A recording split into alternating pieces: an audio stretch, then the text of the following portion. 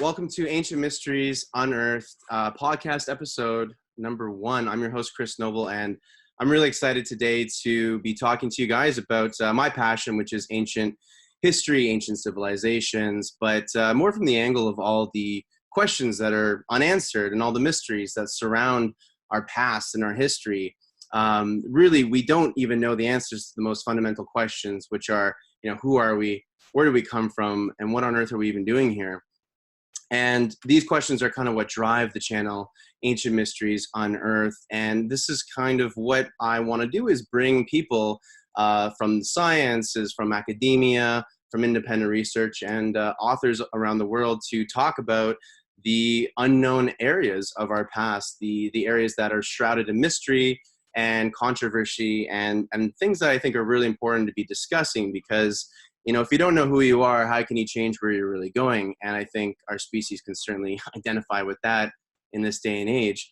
So without further ado, I wanted to bring in today a really great individual who I met in Egypt a couple of months ago on a really interesting expedition with Dr. Robert Shaw, geologist, and Mohammed Ibrahim, who's an expert in Egyptology as well as Egyptian hieroglyphs.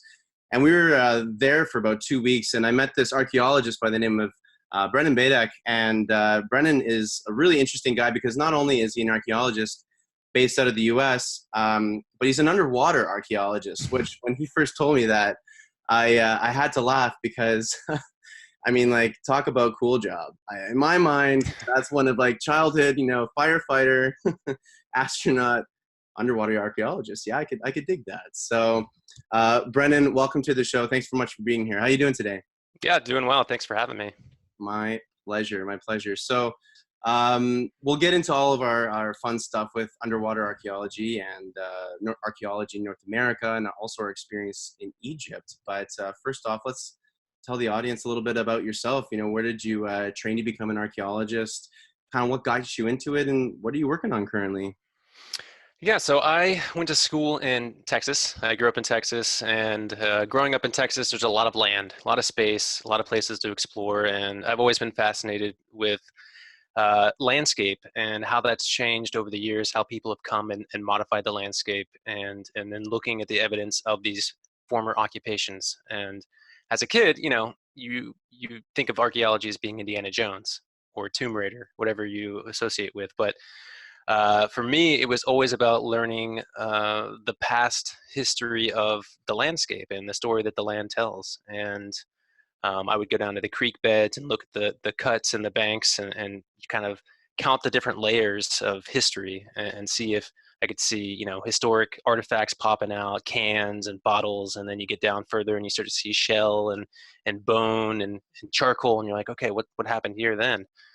So as I got older and got into school, I was like, okay, all right, I'm just going to live my childhood dream and pursue archaeology, even though, the archaeology that I'm in doesn't pay particularly well, but it doesn't matter to me. It wasn't ever about the money. It was about the passion. And so I went to school for my undergrad at the University of Texas in Austin and did a lot of cool work there. I worked out at the Texas Archaeological Research Laboratory for the GALT project, which is a very cool Clovis period site, but now it's a pre-Clovis site. So that's a very interesting site that I'm sure we're going to get into later. But the next step was figuring out, okay, if I want to stay with archaeology, I need to get at least a master's degree. And so I honed my interest in underwater archaeology, specifically sort of post-migration after the end of the Ice Age, where people were going.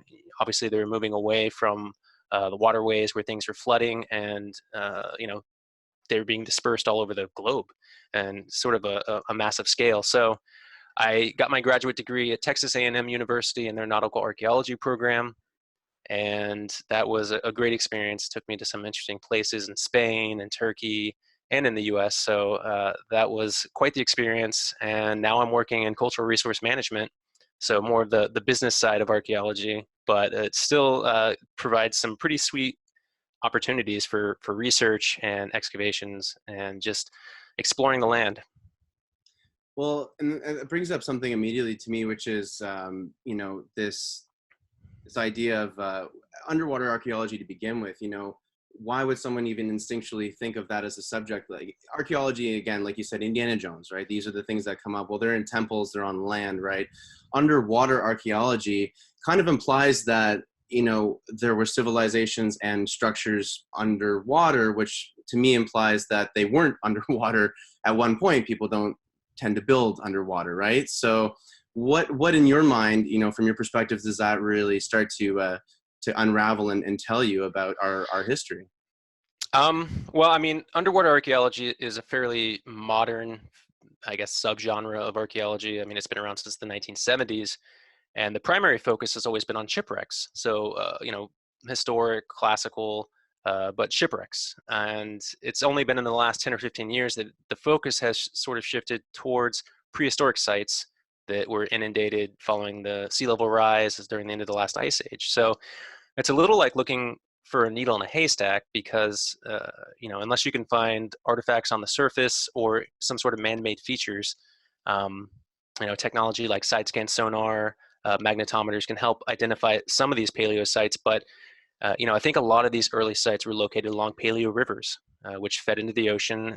So if any of these early sites remain, they would likely be buried very deep in, you know, near the Paleo River channels. So there's a lot of accumulation of sediments that's gathered over the last 10,000 years. So, you know, you need to do coring samples. It's a whole slew of survey methodology that you need to apply to find these sites. And so I think now, as technology has evolved, as technology has become a little bit more affordable for underwater survey, it's kind of opened up a lot more doors towards looking at our history and you know, what's underwater, because it's such a, you know, an unexplored field. It's such a vast space that we just don't really quite understand, even from like a marine biology perspective. I mean, we're constantly finding new species of marine life. So just imagine what's buried underneath the sand and the sediments.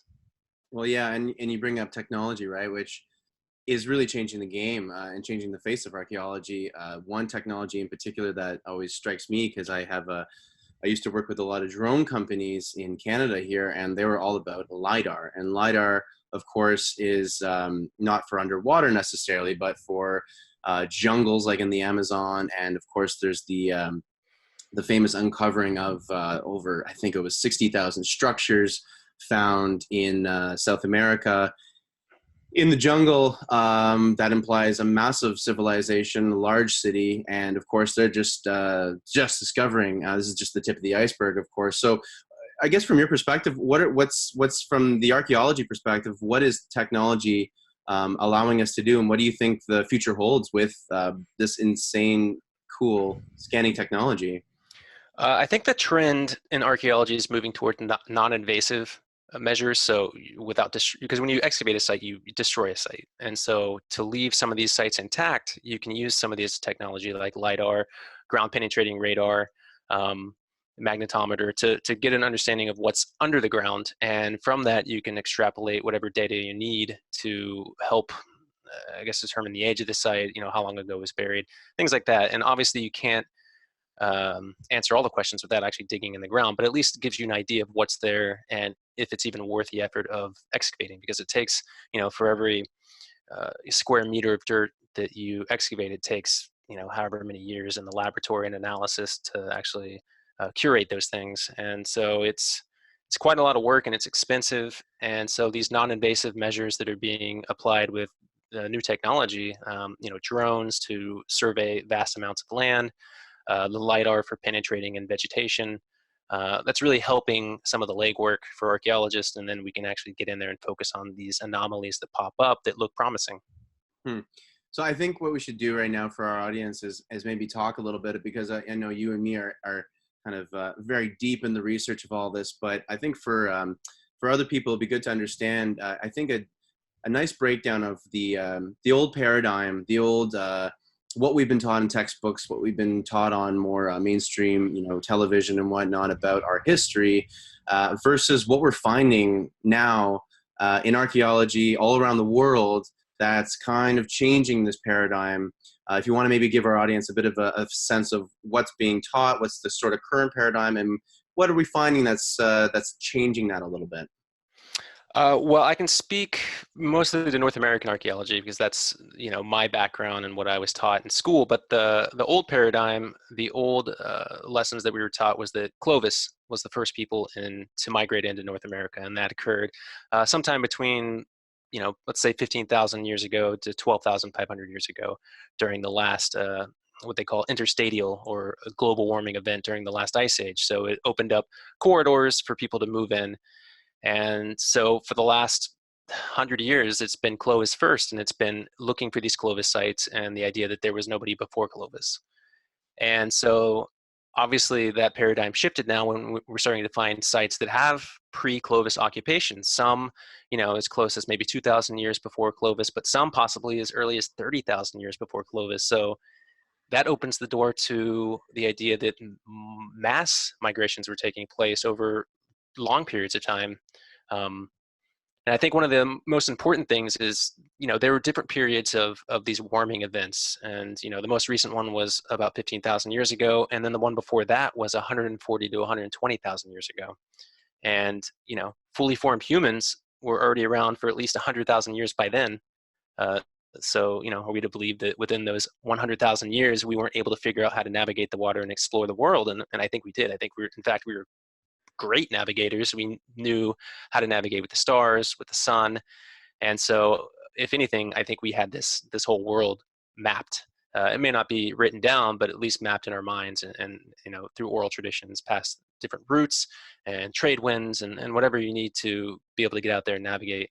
And so, I think that's kind of the next shift is looking at these sites that were proven to have a Clovis occupation and digging deeper and seeing what's below that, because we kind of just stop when we get to that Clovis level and assume that nothing else came before that. And I think that's a mistake.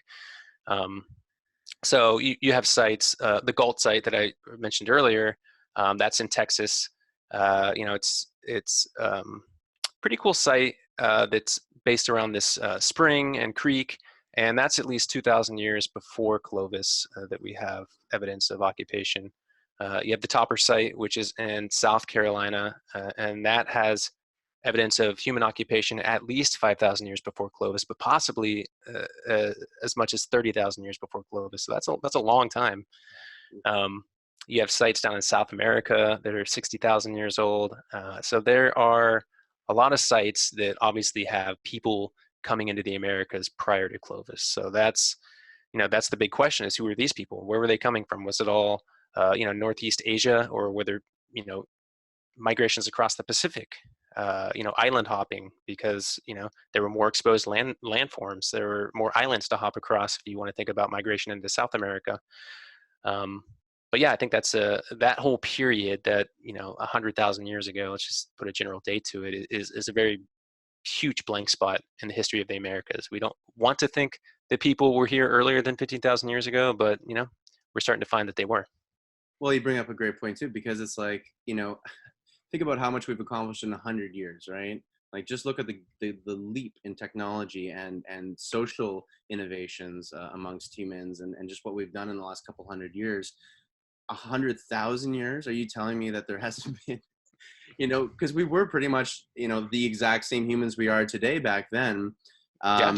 And I've heard too this similar kind of train of thought, which is that, I guess one of the main elements of the paradigm, at least in North America, is that it was cut off. It was like the oceans acted as barriers. And I think a lot of researchers and scientists now are starting to come around and say, well, actually, it could have been the opposite. They could have been highways. They could have been, amazing means to go everywhere and to map the whole world over and over and over again. And I think, and we can talk a bit about this, and I'd like to get your thoughts actually on this now that I think about it, because we start to look into something that kind of goes more in a cyclical nature with humanity, whereas we find ruins, and then we find older ruins, and then we find older ruins, and then ruins on those. That to me implies that sometimes civilizations rise, and then they fall, and then they rise, and then they fall, and it's this continual cycle.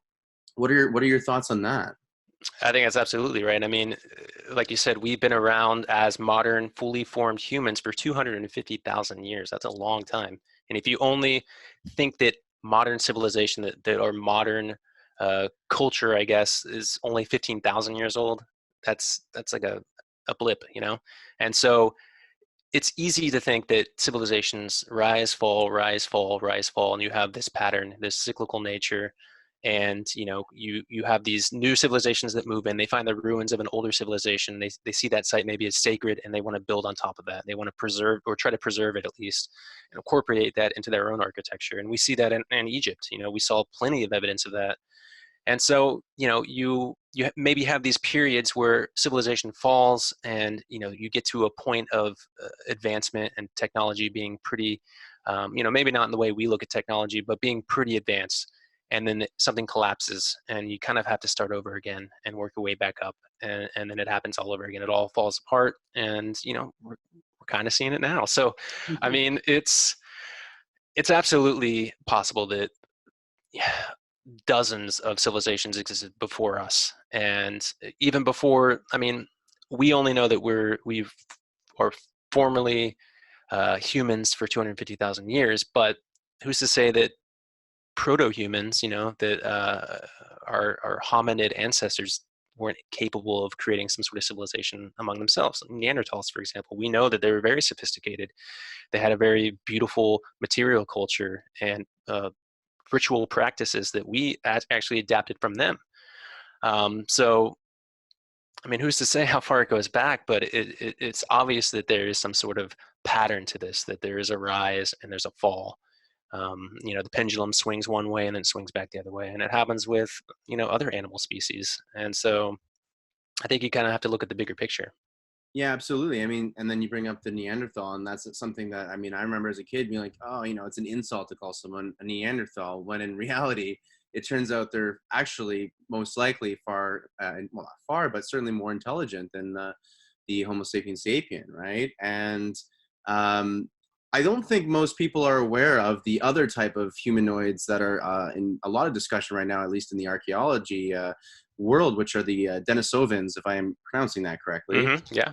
Why don't you tell our audience just as much as you are aware and what you know about the Denisovans, which I think, again, I've mentioned to anybody, like my parents, whoever, and they're like, the what now? I mean, we don't really know a lot. We know that that most of the remains have been coming from Siberia, from Denisova Cave in I think northern Siberia, and that there was some sort of intermingling with Neanderthals. We have evidence that there was breeding between the two, and we have evidence genetically that Denisovan DNA is in Aborigine populations in Australia and New Guinea. So, if you put those together, then it seems like maybe there was some sort of migration down there of Denisovans, and then over time they evolved. It's tricky when you're talking about Neanderthals and Denisovans going extinct, because I don't necessarily think they went extinct. I think it was just eventually purebred Neanderthals and Denisovans are gone. Just like purebred Native Americans will one day be gone because of the mixing of different cultures and genetic DNA types, and everything just becomes mutated, and you have signatures of those. We still have Neanderthal DNA. So Denisovans had a beautiful material culture as well. You're finding these mammoth carvings, these beautiful needles, jewelry that was drilled, these bracelets that were drilled with a pretty sophisticated drill for a supposedly culture that was just bashing rocks together.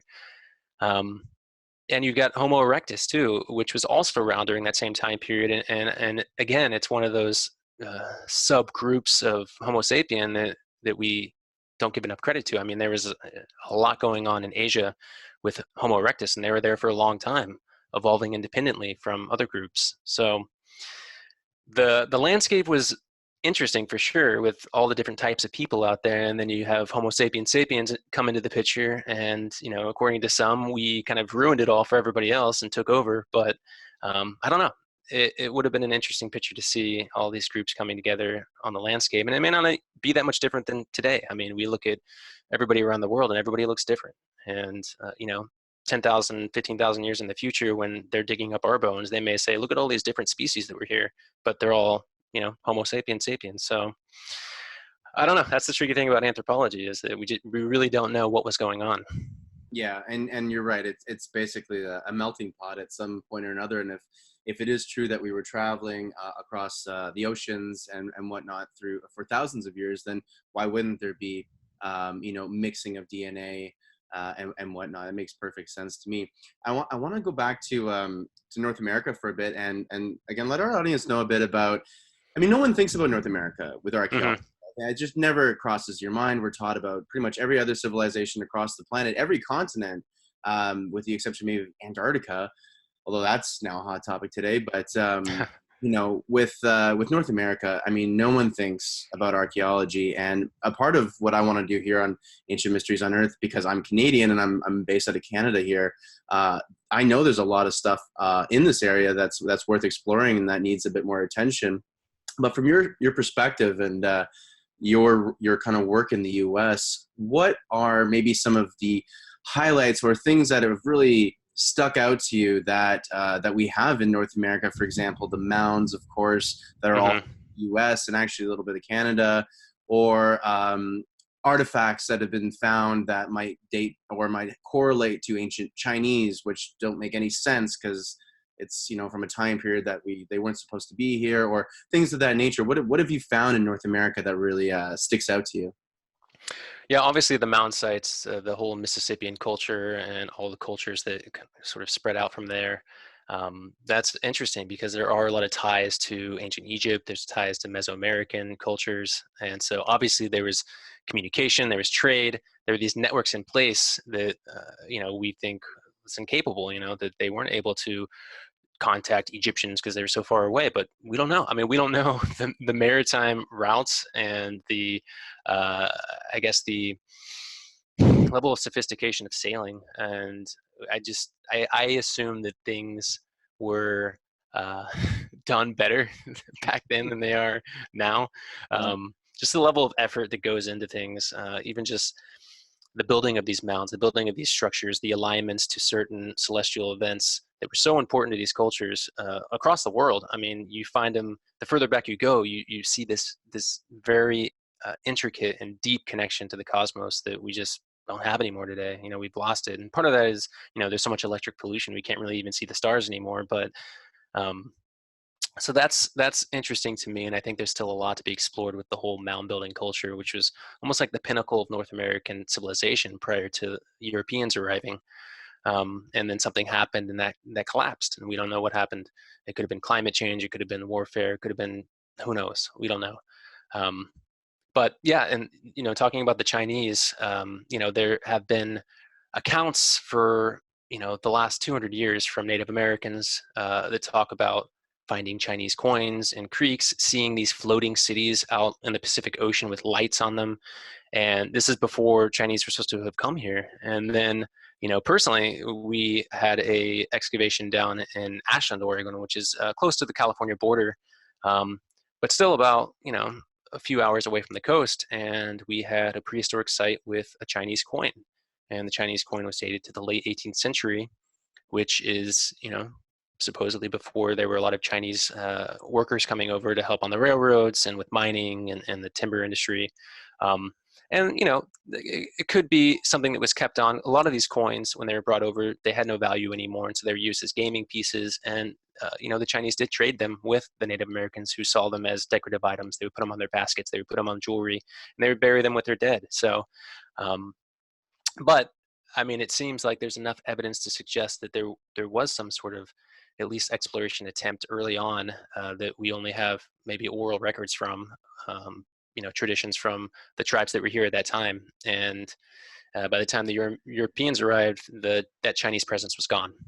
Same with the Nordic into northeastern United States and Newfoundland. Obviously, there was a push there, and we're starting to find more evidence that maybe those occupations lasted longer than we thought.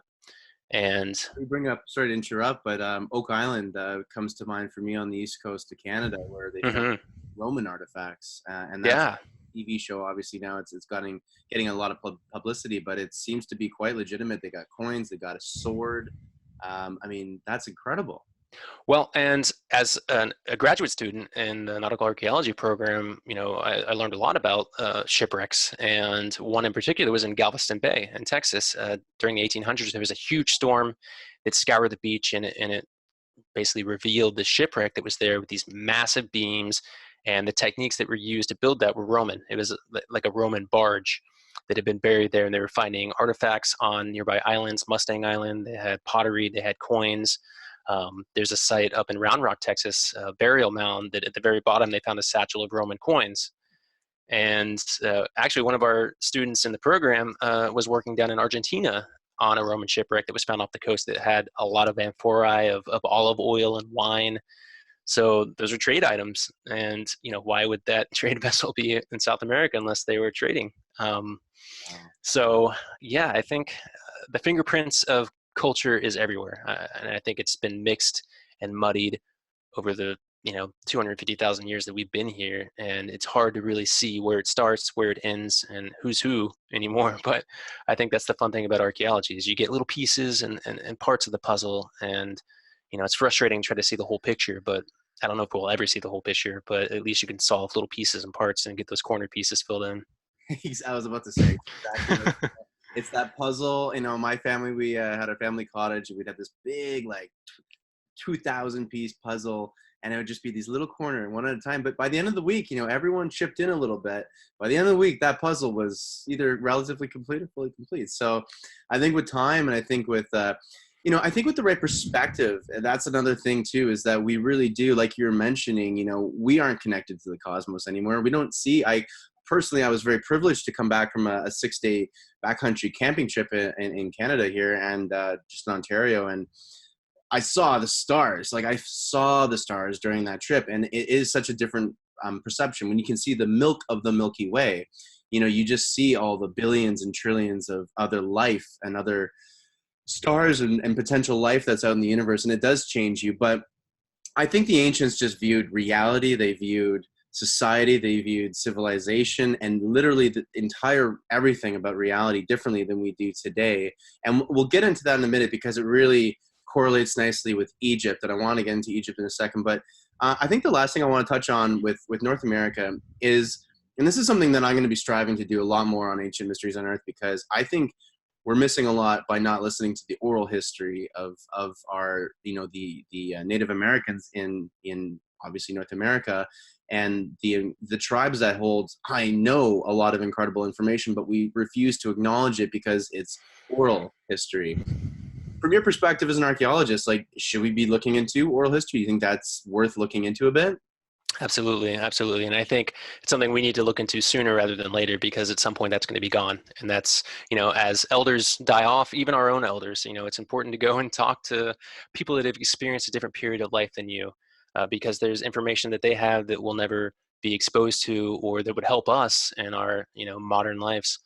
And, you look at the Aborigines in Australia, and their oral tradition goes back, and they've got evidence that can back up a lot of the stuff that they talk about the time before the sea level rose, and how these islands were connected and these land masses were bigger, and there were people out there, and how they had to build boats to escape. And I mean, obviously there's something there, and I think we can't discredit it because it's an oral tradition and it sounds like mythology, it sounds like legend, it sounds like folklore, because I think, it may have been taken from a time so far back that over time it became legend, it became folklore. But I think if you trace that back, you can find the pieces of truth behind those. And obviously,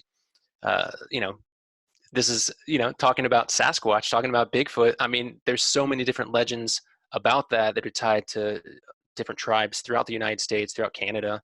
And so obviously there was something there, and it may not be what we think of when we talk about Sasquatch. It could have been something else completely, but something was there, and there was a common thread between all of these groups. So I think that's an important thing, is looking at the common thread that links all of these sometimes disconnected groups, that are on different land masses. And, the story of the flood, pretty much every group around the world has the story of the flood. Great example.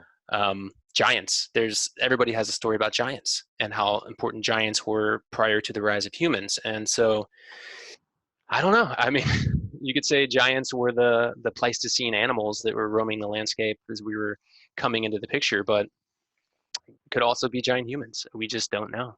Yeah. So yeah, I think it's a mistake to discredit it, and I think it's important to at least capture that and maybe record it so that it's kept for future generations, because once it's gone, it's gone. And that's the majority of human history. I mean, it was oral, and the written language is relatively recent, I would say within the last 5,000 years at best.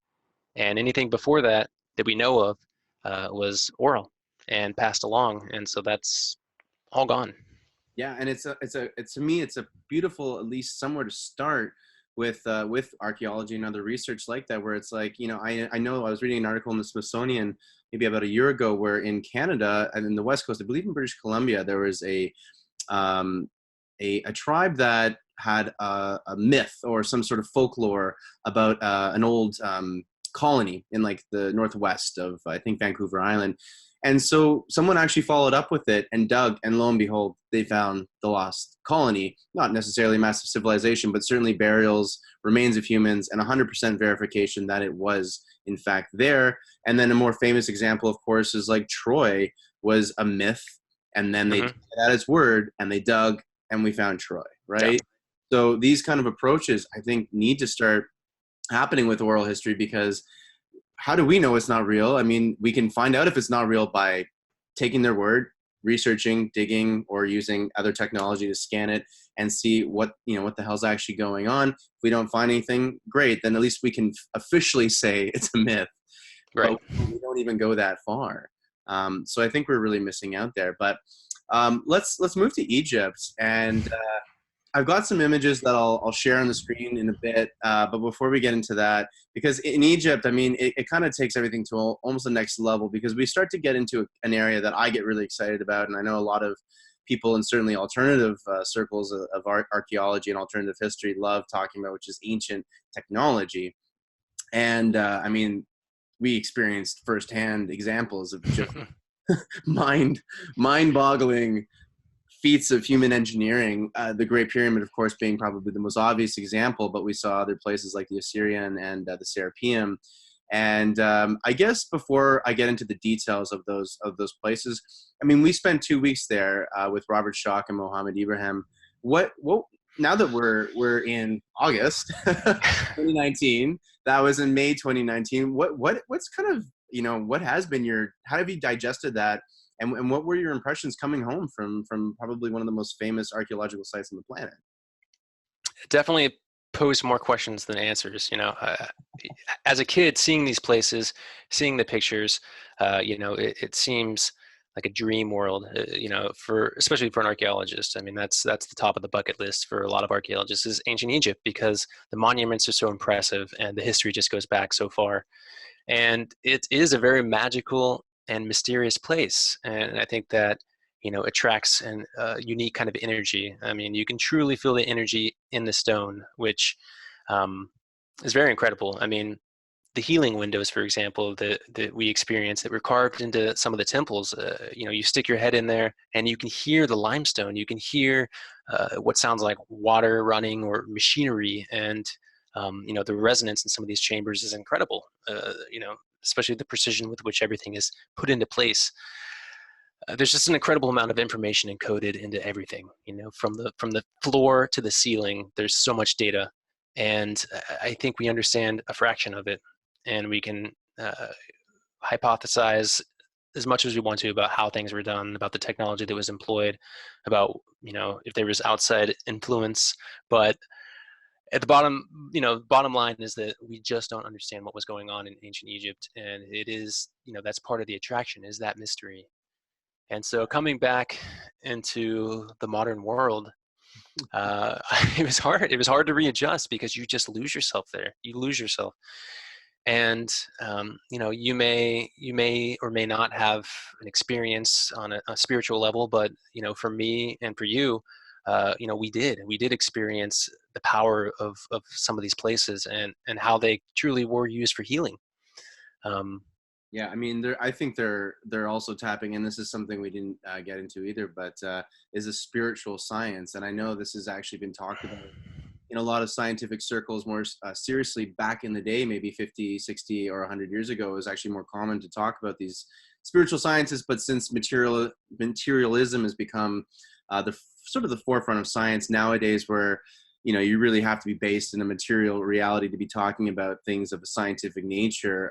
It seems that the ancients were absolutely tapped into a spiritual science and a material science. And I think because of that, it's hard to fully understand really what they were thinking and how they were going about building these structures, right? I mean, to me, I think there's just a whole, again, it goes back to this different way of thinking, and in my mind, a different science. Yeah, absolutely. I think it's interesting because I think, we talk about the paradigm shifting, and I think it definitely is shifting. It's shifting across all aspects of humanity right now. And it seems, not only are we starting to dig deeper into our past, but we are exploring the powers of consciousness, and it seems like science and spirituality are converging. We're seeing the medical benefits of yoga, meditation, practices have been in place for thousands of years. And there are studies that are starting to find that we have these residual or perhaps dormant powers within us. So maybe, and I've been thinking about this a lot. Maybe early humans figured out how to manipulate mass and energy in ways we don't understand, and maybe the human brain and consciousness evolved at such a level that we were able to tap into other senses or abilities or whatever you want to call it, that at some point we lost. Maybe we just didn't use it anymore and it went away, or maybe something happened so traumatic that we lost those other senses. I think the one of the things that we heard when we were in Egypt that was that we had 360 senses Yeah, to begin with, mind-boggling. and now we have five. So what happened to the 355 other senses? But I mean, the use of sound, the use of vibration to not only manipulate mass but to heal. We went inside the box in the king's chamber, and just the resonance in there. You come out of that box feeling like you just had a full body massage. It's incredible. I mean, I can't even explain it. The sensation that has. But the powers of plant medicine, that's something we're exploring more, and we're really seeing the benefits of. And so I think we're kind of rediscovering a lot of this stuff, a lot of this ancient science. And we're starting to see, okay, maybe there's something to that. And so again, it's like, the cycle that we're talking about, maybe we're getting to a point where all of these things are about to hit a level of advancement that mirrors somewhat what the ancients were capable of. But, who knows? Who knows what's going to happen if maybe we can bring it back at some point before we go, we cause our own extinction. But clearly, plant medicine, for example, was very important to the spiritual practices in Egypt. We see the blue lotus on a lot of the temples, and that no longer exists. A true blue lotus no longer exists. But now with our modern technology, if we find enough to replicate that, to bring it back from extinction, maybe we can experience what true blue lotus was like, and see what the Egyptians were experiencing, and maybe there's something there. I don't know. Well, it seems like part of their education system was to expand consciousness rather than just repeat information and facts in front of a classroom. Like, it seemed that the education was different, the science was different, the health industry, although it may not even been an industry at that point, was different. They were using the spiritual sciences to do things. And we'll get into these images in just very, very soon, because I want to get your opinion on the specific sites that really stuck out in my mind in Egypt. But what you were saying really made me think of something that I've been thinking about a lot, which is that, and when our audience sees these images, and there's a lot of other theories that go into the ancient high tech. It may have been these levitation devices, or it could have been these power drills that somehow were powered. We don't know how, but they were, and there were these circular saws doing this and that. I personally, and I'm not an authority to say this, but just my personal opinion, is that we didn't have necessarily these tools, but maybe we did, but what I think we really invested in, and what we were ultimately more advanced in, was the machine of the human being.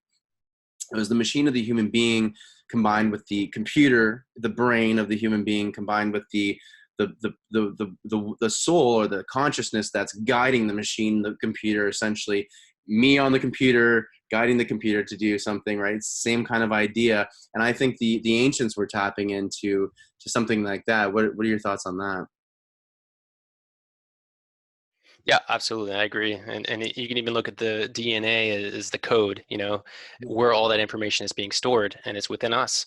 And, there's so much that we just discredit as junk DNA, but I think it's just stuff we don't understand, and possibly information that we haven't quite been able to tap into. And yeah, absolutely. I think the whole purpose of, this spiritual science was the evolution of the consciousness, and tying that all into mind, body, and soul, and to really use the human body as a vehicle to not only do these incredible feats, and maybe figuring out ways to manipulate mass that we would otherwise see as impossible to move or to shift, and finding ways to time travel, finding ways to explore the stars, finding ways to do these things with the body or leaving the body.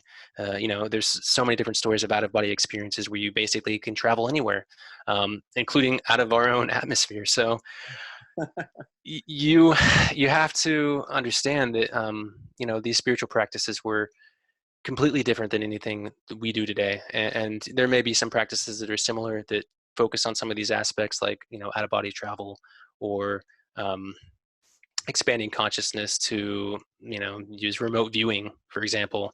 Obviously there's something behind that as well. The government invested a lot of money into that. So yeah, I think it was important to make sure that we were healthy in all aspects of the human form, and I think that's why a lot of these temples were built. I think it was a way to really just embrace the human experience, if that makes any sense. It totally does, and that's a great segue. Let's see if I can screen share a couple of images with you right now. Let me know if you get them, but I figured we should start off maybe at the Seirium. And for our audience, the Seirium is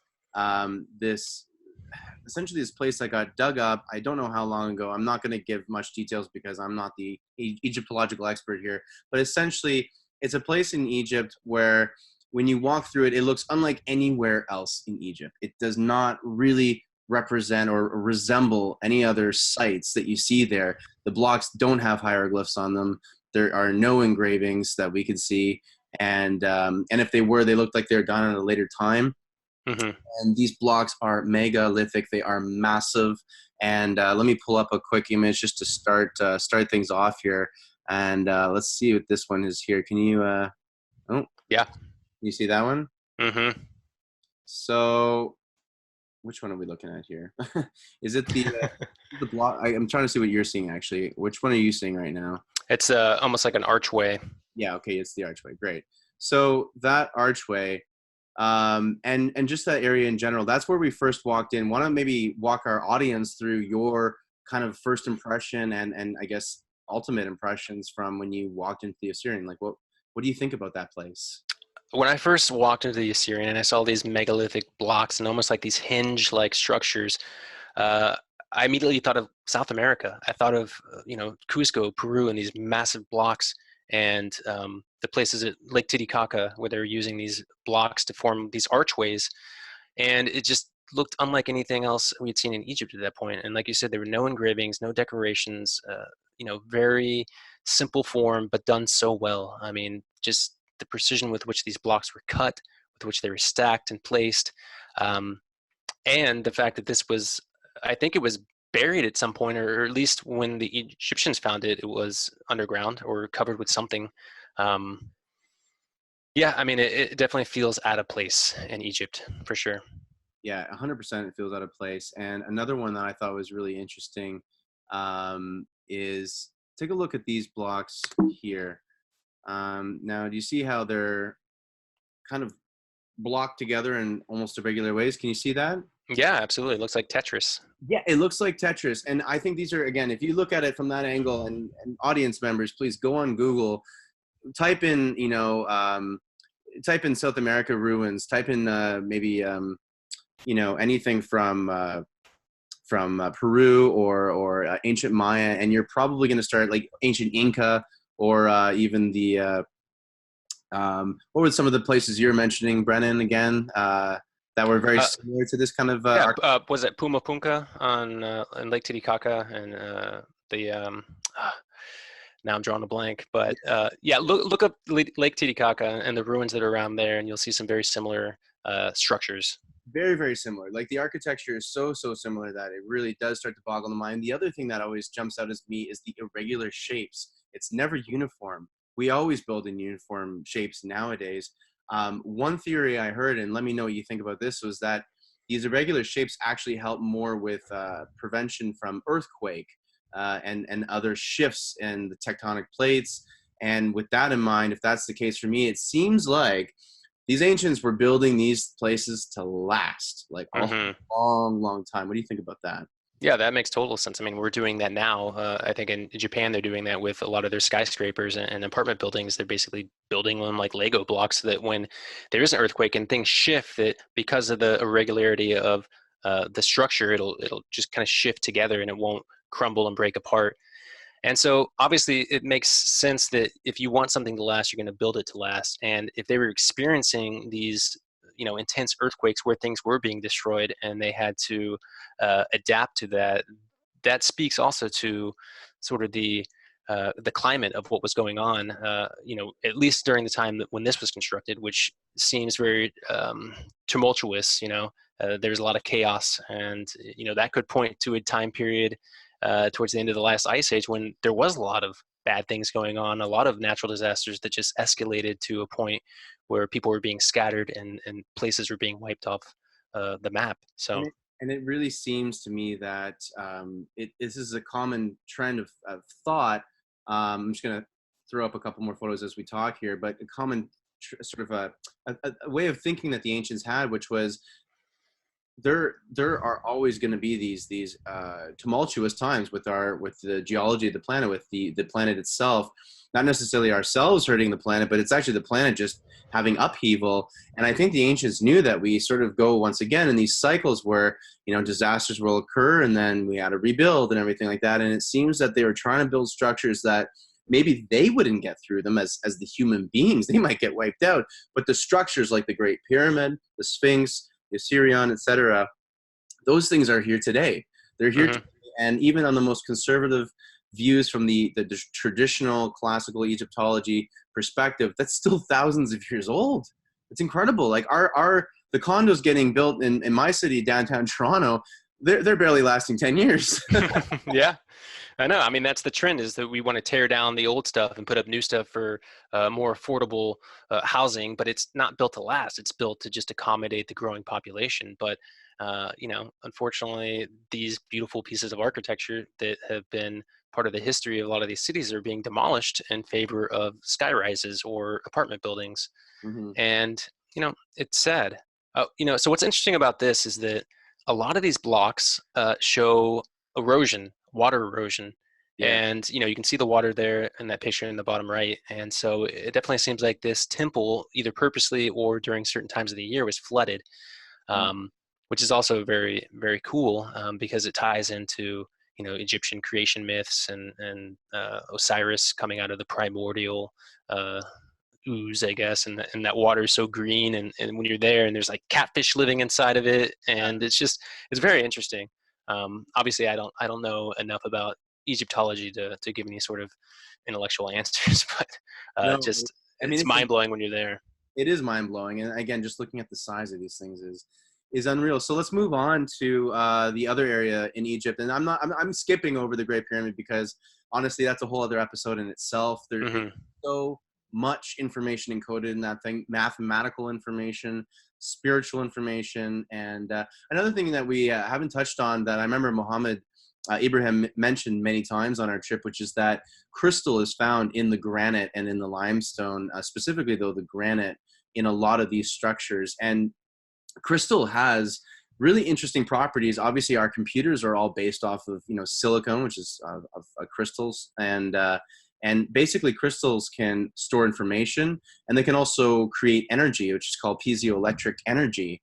And when you kind of know that, and then you start seeing these buildings all incorporating, and some of these artifacts or some of these tombs or boxes made of this granite with crystal in it, you really got to start to wonder, was that just random? Was it just for aesthetics? Or was there more of a purpose with this crystal? We're pretty much in speculation zone here, but I don't know what your thoughts are about that. Yeah, I mean, I think quartz and crystal and like the bent pyramid, for example, and all the mica around there. And one of the thoughts is that maybe the bent pyramid was lined with mica so that you could see it from great distances if the sun hits it, and it would be a beacon almost. And that could have happened with a lot of the pyramids. They could have been encoded in these crystals and mica. Um, Yeah, you see these boxes, these perfectly carved giant boxes at times, and they've got the crystal in the granite, and I'm pulling up when you here. close that lid, yeah, there you go. Yeah. And when you close that lid, you create it's hermetically sealed, which you don't necessarily need that if you're just putting a body in there with some grave goods. So, are we looking at ancient computers? Are we looking at an ancient microbrewery? Who knows? I mean, You know what? You never know, right? You never know. you never Sometimes know, it doesn't have to be so fantastical. It could literally just be them trying to make a better beer, right? right? But you take a look at a box or something like this one here, right, where you see not only the massive, and I'll pull up a couple more where we have people in the shot because it's hard to necessarily see it. Like, how big is this? Really, it's huge. I think Mohammed was mentioning they weigh around 60 to 70 tons, and that's just, I believe, the top, or no, maybe the bottom is 60 to 70, and the top is 40 to 50 tons. Regardless, it's so heavy. And this, by the way, for our audience members, we're now at the Serapeum in Saqqara, Egypt, where we're looking at these really anomalous boxes that are shrouded in mystery. And the cool thing about these is that they were also aren't just incredible feats of engineering to build a block like this. I mean, Christopher Dunn's a master engineer who's done a lot of work in Egypt, and he says that, I mean, these things would cost millions and millions and millions of dollars to do the way they are done here, which is all one slab, one piece. Today, we would break it down into a couple pieces. So not only are these just incredible feats of engineering, but the the granite that these are made of were quarried in Aswan. Aswan's 1,000 kilometers away from where you're seeing them right now, which is underground in Saqqara. 1,000 kilometers. That's insane. That's such a distance to bring something. I mean, you look at what we do for just 10 to 50 tons today, and how much we have to build these like almost custom machines to ship things of that kind of weight. It's absolutely mind-boggling how on earth the ancients did this kind of stuff. I mean, from your perspective, Brennan, like, looking at these, and I'll pull up a couple more images for our audience while we talk about it, but these boxes, I mean, forget what they're used for. We'll get into that in a second. How on earth did they build and bring them into this place? I have no idea. I mean, and some of these boxes are even wider than the actual corridors, which they were supposedly using to put these boxes in there. So how did they get them in there? I mean, maybe there's an underground tunnel that they were using, but still, I mean, this is the finished product, and they were carving these out of a single piece of stone. So what was the unfinished stone like? I mean, how big was that? Right. Were they carving it inside these chambers, or were they carving it beforehand and then somehow transporting them into these chambers? We don't know, but I just the mass and the being able to manipulate that weight, and especially over 1,000 kilometers, without some sort of, I don't know. I mean, you can put them on a boat and ship them up the river, but still, that's a lot of effort. Um, It's a lot of so effort. And the ancients, they seem to put a hell of a lot of effort into these supposedly futile, superstitious kind of things. And you really got to wonder what was their motivation to go to these great lengths. And if it was so much work, I mean, to us, we look at this as a lot of work. What if it wasn't a lot of work for them? Maybe it was really easy to do this for them. yeah, It must I mean, you think of like a lot of indigenous tribes, right? And so it's all about trying to make things easier by doing more practical things.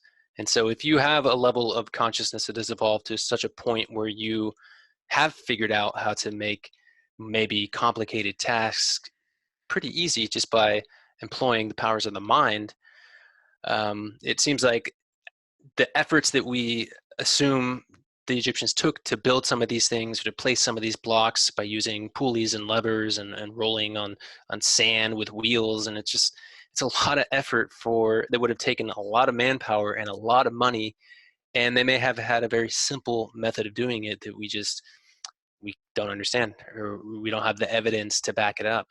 Yeah. Oh, 100%.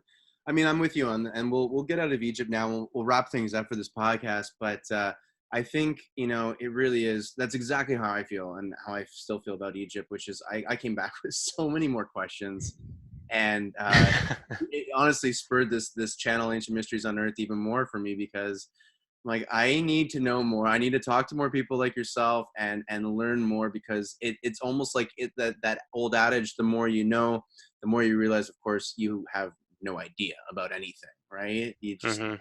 We just don't understand.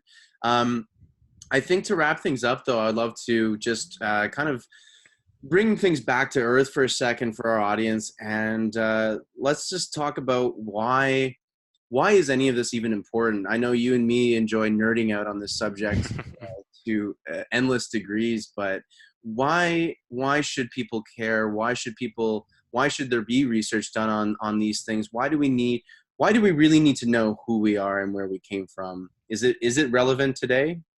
Absolutely. I think it helps us understand where we're going as a race, as a society, as a culture. And, for me, I study the past to find hope for the future. And it may sound cheesy, but if everything is cyclical and we are going to enter a period of maybe great destruction and great dispersal, we need to be prepared for that. We need to understand that the material culture that we've invested so much time and energy and money in, that we put to the forefront of everything else, is not here to last, right? It's only temporary, and the happiness, the joy that we derive from that is only temporary. So we need to focus the work inward, and I think by looking at all of these ancient cultures and how important that was to them, how important it was not only to look at the stars and see the connection that we have, and that everything that happens up there has an effect on us down here, but to look within and understand that we're capable of much greater things, and that our bodies are, we are kind of like finely tuned robots, with computers in our heads, and coding in our DNA, and there are viruses that can get into that and attack us just like a computer. So there's so much that we can take from these ancient cultures, and so much we can apply today to help us get back on a path towards really appreciating what it is to be human, and that connection that we have to nature, to the cosmos, that's pretty lost right now. And it's sad. It really is sad to see the shape of Earth in 2019, and how things aren't going to get any better unless we really change the way we think and approach humanity. I couldn't have said it better myself, and I really appreciate that. And just to add on to what Brendan was saying, for you folks watching, I think I also really started this channel because I know for a fact that the world's waking up and people are becoming more curious, and people are asking the questions, though they might not know what questions to even necessarily ask at first. But I feel an inkling of some kind of dissatisfaction with the story that's been given to us as kids and as students growing up. And I think a lot of people, even the skeptics, honestly, are all starting to realize that there's a lot more pieces to this puzzle, a lot more to the story of humanity and the human race, but also the importance of figuring out that story, because it seems to be that we certainly knew a lot of things that we could absolutely be utilizing today to maybe steer clear of this potential disaster future for ourselves, or at the very least be able to absorb it and work with it and get out in one piece, or at least in some sort of situation that we can rebuild from. And it seems Yeah. to be that we have gone through this before, but look, we're here today. And so clearly we figured out a way, and I'm really hopeful that we'll be figuring out a way for the future, as long as I think we look actually into our past. Absolutely. Yeah. Great. Well, everybody, I want to thank you, Brennan, again for joining us today on Ancient Thank Mystery you. Unearthed. It's been a real pleasure. And for the audience watching, please like and subscribe, of course, to the YouTube channel, because this is going to be all over YouTube. And if you're listening to this on any audio platforms, of course, go check out the YouTube page. Just type in Ancient Mysteries Unearthed. You can see all the information there. You can check us out on Facebook, Instagram. We are also there too. And leave some comments below if you got questions for Brennan, you got questions for me, you got questions about the channel. Feel free to ask. We're just here to talk. And Brennan, do you have any contact information or things you want to let our audience know about that you're working on, or just leave it at that? Yeah, let's leave it at that. I don't have a lot of social media presence, but I'm just doing a lot of work with my company here in Eugene, Oregon. So stay tuned.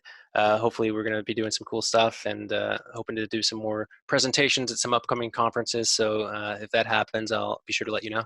Please do. And for the audience watching, of course, Brennan is a good friend of mine and an amazing archaeologist who I will be touching back to on many occasions, because he really is our North American representative for archaeology. And it's good to get that perspective. Like we were saying, there's a lot going on that not a lot of people know about in North America. So I think it's important to bring that to the table. So thanks so much for watching, everyone. Brennan, thanks for joining us. And we'll catch you next time on Ancient Mysteries Unearthed.